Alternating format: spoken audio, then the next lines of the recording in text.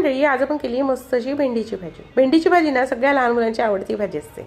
लहान मुलांची काय, मोठ्यांची आवडती असते. परंतु ती भाजी चिकट व्हायला नको, तिला तार सुटायला नको, यासाठी आपण काय काय काळजी घ्यायची ते बघूया. तर यासाठी भेंड्या आणल्यावर व्यवस्थित काय करायचं आहे, धुवून घ्यायच्या, पुसून घ्यायच्या आणि चिरून घ्यायच्या. चिरल्या भाजी करायची नाही, थोड्या वेळ तरी तिला ना फॅन खाली ठेवायचं.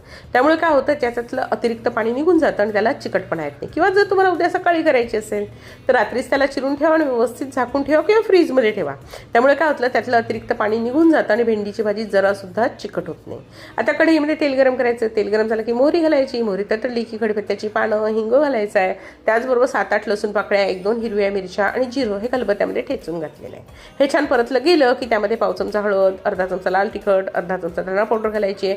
त्यानंतर आपल्या भेंडीच्या फोडी घालायच्या आहे. भेंडी घालायची आणि भेंडी घातल्यावर आपण त्यावर घालून घ्यायची आहे चवीनुसार मीठ. गॅसची पॉवर कमी करायची आणि मंद गॅसवर मस्त भाजी सारखी परतत राहायची आहे आणि शिजू द्यायची. शिजवताना त्यावर झाकण ठेवायचं नाही आणि मस्त मंद गॅसवर होऊ द्यायची की तुमची भाजी जरासुद्धा चिकट होत नाही. त्याचबरोबर चवीला सुद्धा खूप छान होते.